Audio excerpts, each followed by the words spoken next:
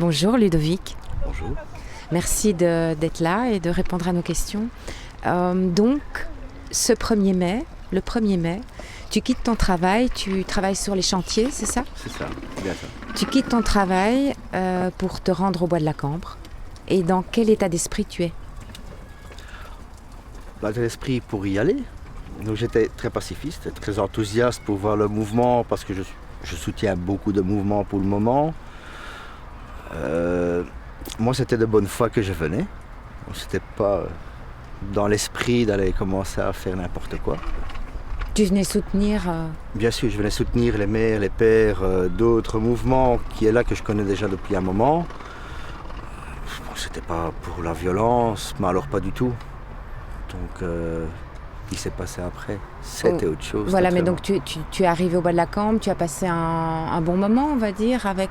J'ai pas eu le temps. T'as pas eu le temps. Et donc pourquoi je t'as suis pas eu venu le temps? vers 19h, 19h30. Ouais. Après le chantier, on m'a déposé là. Bon, j'avais tout dans un sac à dos. Déjà plus pratique qu'un bac à outils et déjà plus léger. Et tu avais donc tes outils dans J'avais le sac à quelques dos. outils, oui. Bon, je suis arrivé là, à l'entrée, je voyais des policiers. Je me dis, aïe, il se passe quand même peut-être quelque chose, parce que j'entendais au loin des bruits de pétards et tout. Je me posais la question, je pose la question au policier, est-ce que c'est safe, tout va bien? Oui, allez-y, me fait. Okay. Bon, je rentre dans le bois de la Cambre, pour arriver au lac, et voilà, j'ai vu un champ de guerre.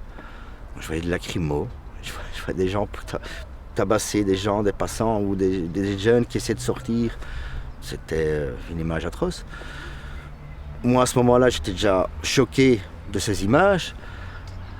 Bon, j'ai essayé de ressortir parce que j'arrivais plus à ressortir par la même entrée parce qu'ils arrivaient à nous bloquer, à nous charger toutes les 5 minutes parce que j'ai eu des coups de matraque, j'ai eu beaucoup de fois des lacrymos, j'ai eu des charges.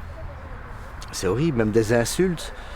Alors qu'on essaie de ressortir de ce bois de la Cambre, et j'en ai vu bien plusieurs, même des gens que j'ai retrouvés du mouvement où je suis tous les week-ends avec eux. C'était horrible. J'en pouvais plus, j'essayais de sortir, ça n'allait pas, j'ai commencé à étouffer. En plusieurs fois, j'ai essayé de reprendre leurs pastilles de lacrymo et de les rejeter chez eux. Je me suis brûlé quelques fois les doigts parce que c'était assez chaud. Et bon voilà, je l'ai perdu et je me suis retrouvé dans cette rue qui aboute à ce coin de rue où j'ai sorti mon marteau. Et là j'ai tout fait, j'arrivais plus à avancer. Ce sont même des jeunes qui m'ont repris et qui ont couru avec moi en me portant. Parce que j'ai tout fait, je ne savais plus respirer du tout. Et une fois à ce coin de rue, je reprenais un peu mes esprits. Et là je vois cette femme, Virginie, qui fait partie de Traston Cercle, oui. Qui se fait gazer à peine avoir posé une question à ce policier. Et là j'en pouvais plus. J'ai eu un coup de colère. C'était pas bon la meilleure carte à sortir, mais j'ai essayé de le chasser de cette personne. J'y ai réussi, mais je savais pas ce qui m'attendait derrière. Donc ça veut dire que tu t'es approché de ce policier avec ce marteau que tu avais dans ton sac.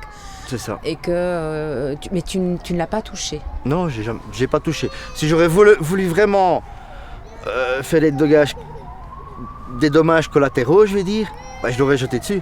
Il avait une pointe comme ça après. C'est un marteau de couvreur. Ben, ce serait passé comme ça, mais je n'étais pas venu dans ce but-là. J'ai fait reculer, j'étais content, et en reculant, bon, on m'a attaqué par derrière, enfin la police. J'ai été gazé une première fois, quand il a essayé de me rattraper une fois. Donc je voyais déjà plus rien, vous avez vu dans les vidéos, après j'ai levé les mains. J'ai voulu me rendre parce que ça allait trop loin avec les chiens et tout. Et qu'est-ce qui s'est passé avec les chiens? Ils m'ont d'abord attrapé, avant de lever les mains. Donc j'ai levé les mains. Après avoir levé les mains, j'étais encore attaqué par les chiens. Donc je me rendais, j'avais lâché le marteau après la première fois qu'ils me l'ont demandé et pas après la deuxième fois, après comme ils disent sur RTL et tout. J'ai collaboré et pour en fin de compte me retrouver à terre après le shot qu'on m'a donné aussi à la tête. Donc on t'a frappé à la tête? Ouais, donc le policier qui a ramassé le marteau est venu vers moi, m'a shoté à la tête. J'ai eu une légère commotion à cause de ça. D'accord.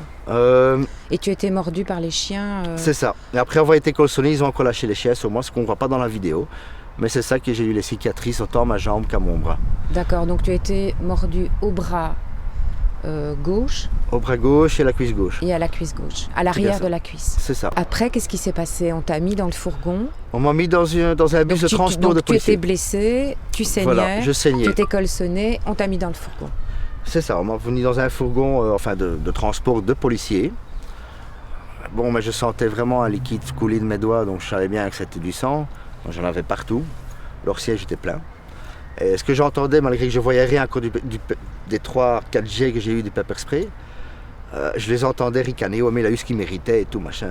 Écoute, c'est vraiment un peu dégueulasse parce que moi, j'ai juste protégé ou aidé quelqu'un qui était dans le besoin. Donc, si je ne l'aurais pas fait, c'est non-assistance de personnes en danger, malgré que c'est la police, malgré qu'ils ont abusé de leur pouvoir. Surtout que tu n'as pas frappé. Je n'ai touché personne. Et donc tu es dans ce fourgon, on t'emmène au poste. Après ça, on m'a changé dans une camionnette de policier. Ouais. Tu es dans la fourgonnette et tu es emmené au commissariat. C'est ça. Qu'est-ce qui se passe après? Qu'est-ce qui se passe? Donc on m'emmène là.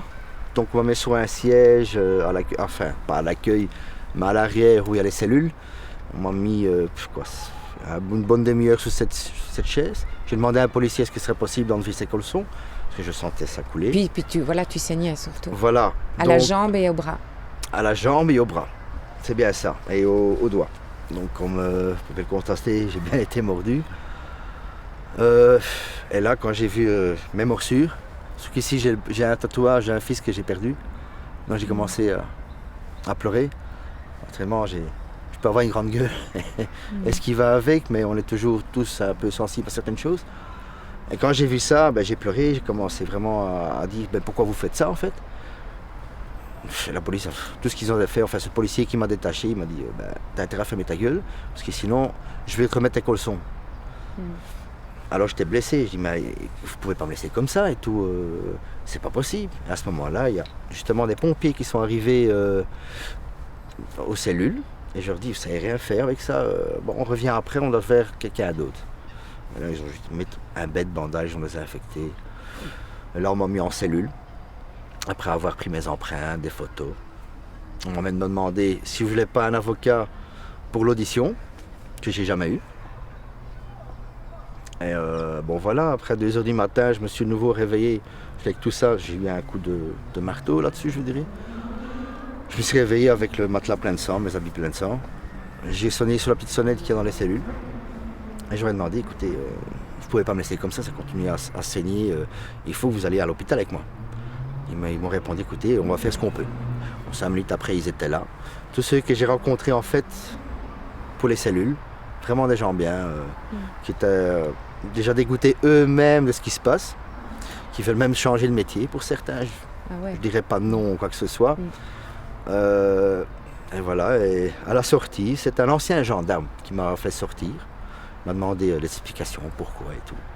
Et tout ce qui m'a fait signer, c'est pour récupérer mes affaires en fait. C'est la seule chose qui m'ont fait signer. Mon marteau et mes 2 couteaux que j'avais dans ma poche, que j'ai jamais sortis, comme disent RTL et RTBF, je les ai jamais sortis. On me les a aussi totalement confisqués. Donc c'est quand même les outils de travail, j'ai pour 100 € d'outils de travail. Ouais.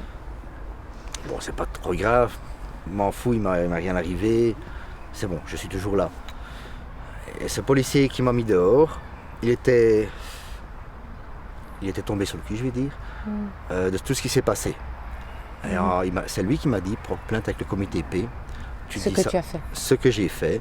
J'ai déjà des suites, j'ai déjà des papiers qui certifient ma plainte, c'est déjà bien. J'espère que ça aboutit à quelque chose. Et ce policier, avant de partir, m'a même salué comme si j'étais un militaire, ce que je ne comprenais pas. Tu ne les mets pas tous dans le même panier. Je ne mets aucun policier dans le même panier. Mais je sais qu'il y en a qui en abusent, qui sont là vraiment par plaisir apparemment. Parce que quand j'entends certains ricaner, insulter d'autres civils de tous les noms, ou bien les insulter leur mère, je vais dire, c'est pas pour ça que tu es engagé. Donc quand je vois certains commentaires sur Facebook, des trucs qui sont en train de poster certains policiers, on fait qu'obéir aux ordres pour vous chasser d'un parc. Pour moi, je suis désolé, c'est pas chasser d'un parc, mais là c'est vraiment une chasse aux hommes, chasse à l'homme des gens qui sont dans un parc alors qu'ils sont pacifistes.